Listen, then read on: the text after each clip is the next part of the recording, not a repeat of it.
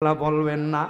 আমার কুমিল্লা আলিয়া মাদ্রাসার মুহাদ্দিস আব্দুর রাজ্জাক হুজুর যখন এই হাদিস আমরারে পড়ায়, হুজুর কান্দে। একটা হাদিস 3 দিন একটানা পড়াইছে, কান্দে আর কয়, হায় রে আল্লাহ, আমার জানি এমন মুমিনের মরণ দান করবনি। হায় রে আল্লাহ, আমরারে জানি এমন মুমিনের মরণ দান করবনি। যদি কষ্টের মরণ দেয়, আমার শরীর থেকে চামড়াটি টাইনা টাইনা খুললে যে কষ্ট, এমন কষ্ট পামু। হুজুর আমরারে কয়, বাবা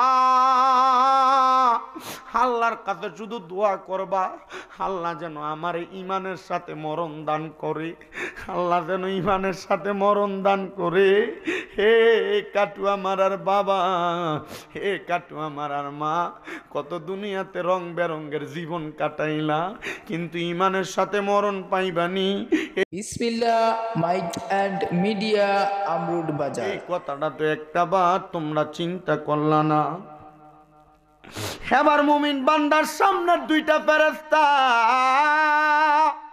মেশক আম্বরের আতর মুমিন বান্দার নাকের কাছে দিয়া দিব।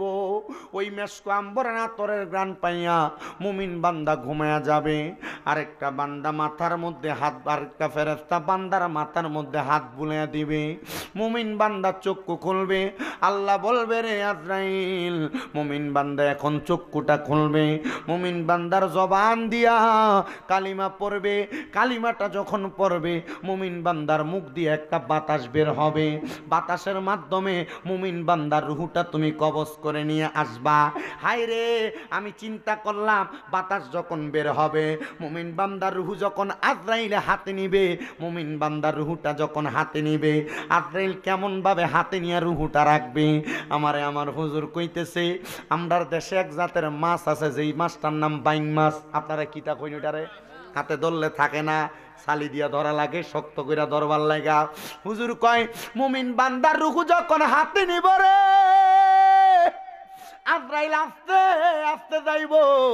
মুমিন বান্দার রুহু জবাব দিব, রে আজরাইল, এত আস্তে কেন যাও?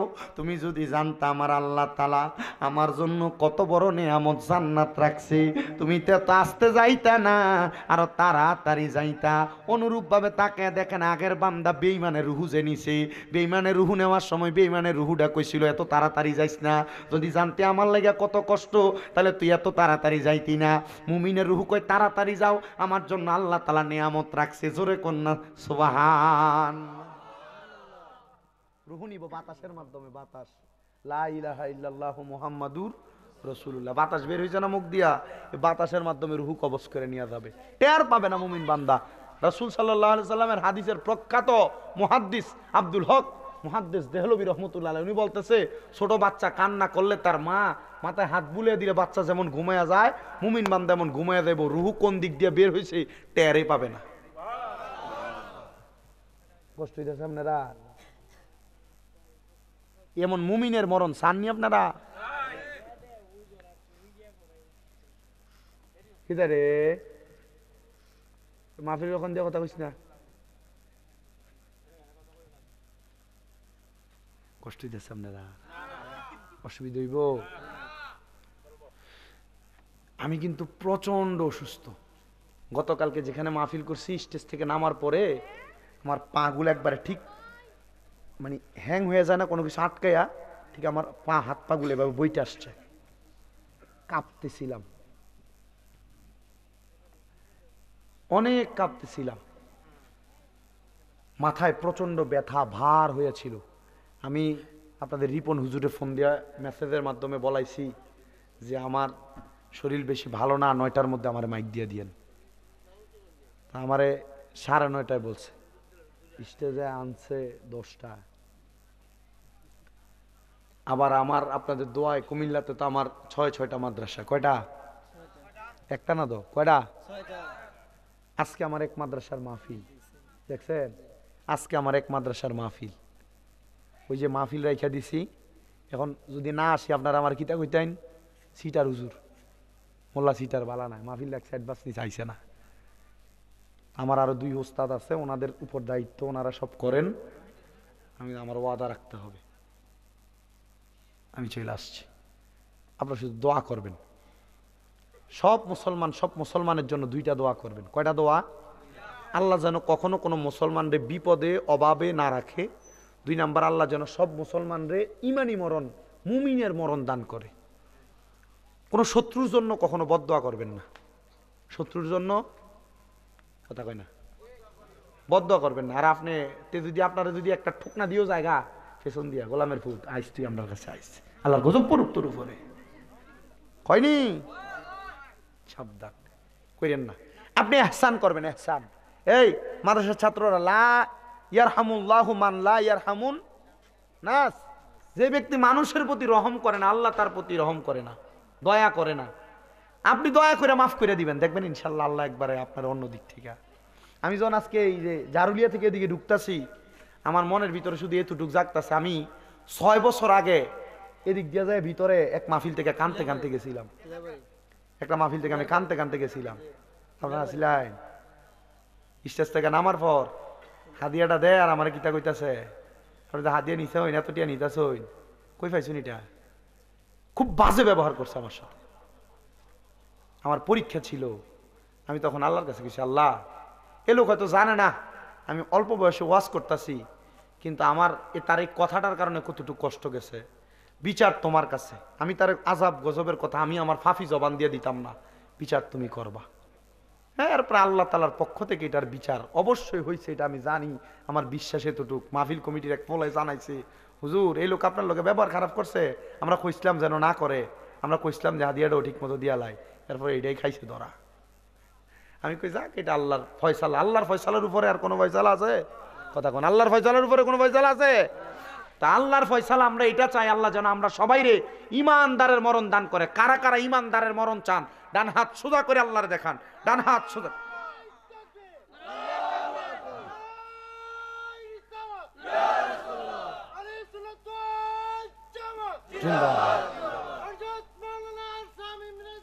আমার নাম জানে কেমনে? জোরে কোন মারহাবা। আমার জায়গা হবে নি আমার মরা লাশের লাইগা, মসজিদেরও পাশে আমার কবর দিও, কইরায় আমার জায়গা হবে নি, আমার জায়গা হবে নি আমার মরা লাশের লাইগা, মসজিদেরও পাশে আমার কবর দিও, কইরায় আমার জায়গা হবে নি। আমি নিজে লিখছি এটা, একটু মহাব্বতে কইেন। এলাকাবাসী রে আমি তোমরার ছেলে সন্তান, কয়দিনের লাগিয়া, মরার পরে সবাই আমায় যাবে রে ভুলিয়া, ওরে কষ্ট হইল 3.5 হাত, কষ্ট হইল 3.5 হাত, মাটি দিও খুইরায় আমার জায়গা হবে নি, আমার জায়গা হবে নি, আমার মরা লাশের লাইগা, মসজিদেরও পাশে আমার, মসজিদেরও পাশে আমার কবর দিও, কইরায় আমার জায়গা হবে নি। জগৎবাসী রে আমি যেদিন যামু মারা দুনিয়া ছাড়িয়া, রঙিন জামা কাপড় সবই নিবারে খুলিয়া, আরে সাদা মার্কিন কাপড় আমায়, সাদা মার্কিন দিও রে পরাইয়া, আমার জায়গা হবে নি, আমার জায়গা হবে নি, আমার মরা লাশের লাইগা, মসজিদেরও পাশে আমার কবর দিও, কইরায় আমার জায়গা হবে নি। জগৎবাসী রে আমি যেদিন যাব মারা দুনিয়া ছাড়িয়া, ভুলিয়া, ভাই বন্ধু আত্মীয় স্বজন যাবে রে ভুলিয়া, জগতে বাসি রে আমি যেদিন যাব মারা দুনিয়া ছাড়িয়া, ভাই বন্ধু আত্মীয় স্বজন যাবে রে ভুলিয়া, তোমরা রে দুয়ার মাঝে শরিক, তোমরা রে দুয়ার মাঝে শরিক রাখিও করিয়া, আমার জায়গা হবে নি, আমার জায়গা হবে নি, আমার মরা লাশের লাইগা মসজিদের পাশে আমার কবর দিও, কইরাই আমার জায়গা হবে নি। এ মুসলমান, মরার পরে দোয়া ছাড়ার কিছু নাই, দোয়া ছাড়ার কিছু নাই, দোয়া ছাড়ার কিছু নাই। আমার ঘরের ভিতরে আপনাদের রিপন হুজুর কয়, হুজুর আমরা মাহফিলটা নিশ্চিন্তে করতে পারি, আমরা এই মাহফিলের মাইক এবং প্যান্ডেলগুলো একজনের ফ্যামিলির লোকরাই দিয়া দিত। উনি মারা যাওয়ার পরে ওনার সন্তানরা কইছে আমরার বাপ মারা গেছে, আমরাই তো একা দিয়া দিব, আমরার বাপেরটা আমরা ধরে রাখতাম। আমি জানি না তারা কতদিন পর্যন্ত এটা ধরে রাখতে পারবে। আমি এমন যাদের মা হারা বাবা হারা, তোমরার কাছে বলবো, তোমরার মা বাপ কবর থেকে তোমরার কাছে কিছু চায় না, এমন কয়েকটা বালা বালা কাম চায়। এবার মুমিন মুসলমানের মরণ মরণ মরণ, রুহুটা কইব আমার এত তাড়াতাড়ি নিয়ে যাস না, আমার আল্লাহ তো আমার জন্য নেয়ামত রেডি করে রাখছে। হে আমার কাটু, আমার আর বাবা, ওই রুহুটা এবার যখন ফেরেশতা লইয়া যাইব, 19 জন ফেরেশতা আগের মানুষটারে কি দিছিল? হ্যাঁ, কি দিছিল? সবার মনে আছে? এ আমার ওয়াজের সফলতা এটা। আগের বান্দার রুহুরে কি দিছিল? কিন্তু এবার আজরাইল যখন ইমানদারের রুহু নিয়ে যাইব, ওই ফেরেশতারা এবার আর থুতু দিবে না। এবার ওই ফেরেশতারা কইব আহালান ওয়া সাহালান মারহাবান দুয়ুফুল্লাহ দুয়ুফুর রহমান, স্বাগতম স্বাগতম, মারহাবা আল্লাহর মেহমান, আসো আসো আসো, মারহাবা। এবার বান্দারে যখন স্বাগতম জানাইব, স্বাগতম পাইয়া আজরাইল ফেরেশতা কইব কিরে তোমরা না তার লানত দিছিলা, এখন দি তোমরা আবার এই বান্দারে স্বাগতম জানাও। বলে বান্দার শরীরের মধ্য থেকে মেশকো আম্বরের গ্রাণ আসতেছে। বলে কেন? বান্দা নামাজ পইরা ওযু কইরা শরীর পবিত্র বানায়া হালাল খাবার খায়া বান্দার দেহটারে পবিত্র দেহ বানাইছে, বান্দার রুহুটারে একটা দামি রুহু বানাইছে। হায় রে, আপনি আপনার বিবেককে প্রশ্ন করেন, আপনার বিবেকের প্রশ্ন কেন অন্য কেউ আপনারে করবে? আপনার বিবেকরে জিগান, আপনার বিবেকটারে জিগান, আপনার দেহের মধ্যে হালাল আছে না হারাম আছে? আপনি আপনার এই রুহুটারে হাক্কানি রুহু, আপনার রুহুটারে মেশকো আম্বরওয়ালা রুহু বানাইতে পারছেন কিনা? এ মুসলমান, এ নবীর উম্মতের দল, এ কাঠুয়া মারা এলাকার পর্দার অন্তরালের মা, বেপর্দা চলবা সাবধান, স্বামীর অবাধ্য হইবা সাবধান, স্বামীর কথারে দমক দিয়া বসায়া দিবা সাবধান, তাইলে তোমার এই রুহুটা মারা যাওয়ার পরে দুর্গন্ধ লারু হবে। যদি পর্দা করো, নামাজ পড়ো, স্বামীর আদেশ মাইনা চলো, স্বামীরে ধমক না দাও, শ্বশুর শাশুড়ির উপর অত্যাচার না করো, তোমার রুহু হবে মেশকো আম্বরের গ্রানওয়ালা রুহু। কথা কন্যা ঠিক কিনা? এ মুসলমান, কিন্তু ওই বেঈমান বান্দার জন্য আসমানের দরজাগুলা বন্ধ ছিল, ডাইনে বন্ধ, বামে বন্ধ, সামনে বন্ধ, পেছনে বন্ধ। কথা বলতেছিলাম, মুমিন বান্দার আগে ওই মুমিন বান্দার রুহু যখন আজরাইল হাতে নিবে, একটা মাছের কথা কইছিলাম, মাছটার নাম বাইং মাছ। বাইং মাছ যেমন হাত থেকে ফিসলে জায়গা, মুমিন বান্দার রুহু আজরাইলের হাতে থাকবে না, আজরাইলের হাত থেকে পড়ে যাবে। ও আল্লাহ, মুমিনের রুহু তো আমার কাছে থাকে না। আল্লাহ বলবে, এ আজরাইল ফেরেশতা, জান্নাতের মধ্যে থাইকা যাহাবি ওয়াল ফিদ্দাতি, স্বর্ণ এবং রূপার পেয়ালা নিয়ে আসো, মুমিন বান্দার রুহুটা সেখানে রাখো। তোমার কাছে মুমিন বান্দার রুহু থাকবে না, কারণ তুমি আজরাইলের মাঝে দয়া মায়া নাই, এই জন্য আমি তোমার আজরাইল বানাইছি। তুমি তুমি কষ্ট দিয়া মানুষের রুহু কবজ করো। আজরাইল এবার মুমিন বান্দার রুহুটারে স্বর্ণরূপার পেয়ালার মধ্যে রাখবে, স্বর্ণরূপার পেয়ালার মধ্যে মুমিন বান্দার রুহু থাকবে না। আসমানের চারদিকের দরজা খোলা। আল্লাহ কোন জায়গায় নিয়ে মুমিন বান্দার রুহুটা রাখবো? আমার আল্লাহ বলবে যেই জায়গায় মন চাই সেই জায়গায় মুমিন বান্দার রুহু রাখতে পারো। তবে না না না, এ আজরাইল স্মরণ করো ওই আয়াতের কথা আমি আল্লাহ ঘোষণা করলাম, ওয়ালা তাকুলু লিমান ইউকতালু ফি সাবিলিল্লাহি আমওয়াত বাল আহইয়াউ ওয়ালাকিন লা তাশউরুন। জবানটা খুইলা জোরে জোরে কোন সুবহানাল্লাহ। আল্লাহ বলবে রে আজরাইল, হে আজরাইল স্মরণ করো আমি আল্লাহ কইছি যারা আমি আল্লাহ রাস্তায় চলে আসে তারা মরে না, তারা ইমানদার, মরছে না। আমি না কইছি বাল আহিয়াগুন, তারা জিন্দা। তাদেরকে যারা মরা বলে ওয়ালাকিন লা তাশউরুন, এরা নির্বোধ, এরা বোকা, এরা বোঝে না। নাসিরউদ্দিন সিপা সালার মরে নাই, মরে নাই, মরে নাই। যদি মইরা যাইতো উত্তরে দক্ষিণে মাটি দেওয়ার পর ঠাডা মাইরা পুষবে আর পশ্চিমে হইতো না। বড় বড় অলিরা মরে নাই, এরা মরে নাই, মরে নাই। এরা এদের মাজারের মধ্যে, রওজার মধ্যে আল্লাহ তাআলার ইবাদত করে। সারা বাংলাদেশে যখন মাজার ভাঙতেছে আমি শামীম রাজা বলছিলাম এই মাজার ভাঙার পক্ষে, সব সুন্নি আলেমরা মাজার ভাঙার বিরুদ্ধে বলছে। আমি কি লাগা মাজার ভাঙার পক্ষে বলছি জানেননি? আমি চিন্তা করছি হাইরে মাজার তো তারা ভাঙে না, উপর রাস্তরণে না ভাঙে। আমি কইছিলাম মারপুত যদি হইয়া থাকস মাজারের একবারে নিচ পর্যন্ত ভাঙ্গা দেখা, যেই জায়গায় যাইবি যদি আল্লাহর ওলি সত্য হয়, হক হয়, ওই জায়গায় জিন্দা পাবি, তাজা পাবি। পুরাটা ভাঙ্গে নাই, পুরাটা ভাঙ্গে নাই, পুরাটা ভাঙ্গে নাই। ভাঙলে পাইতা মজা।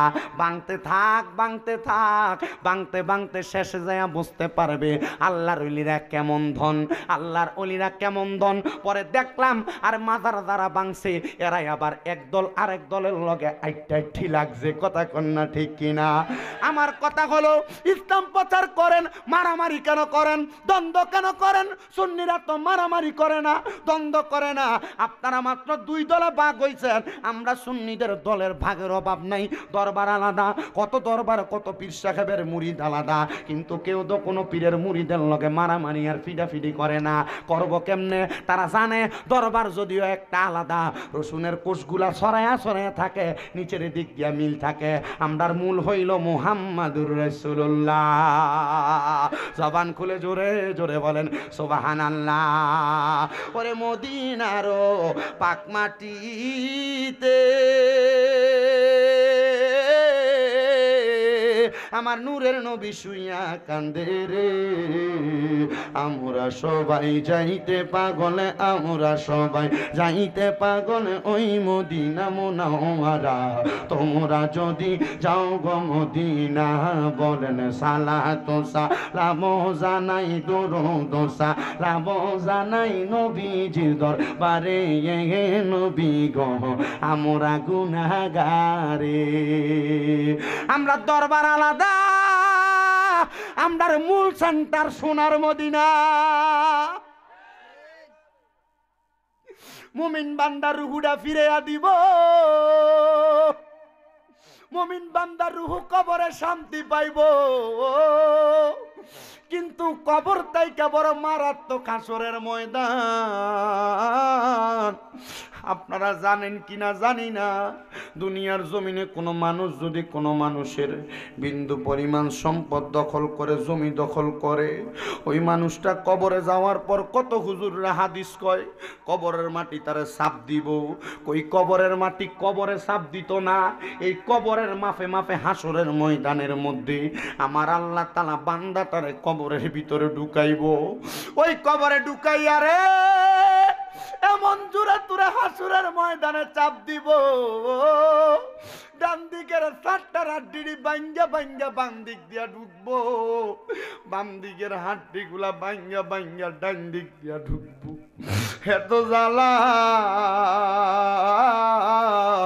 এত কষ্ট, এত মারাত্মক যন্ত্রণা, এই যন্ত্রণা কেমনে তুমি কবরে সহ্য করবা?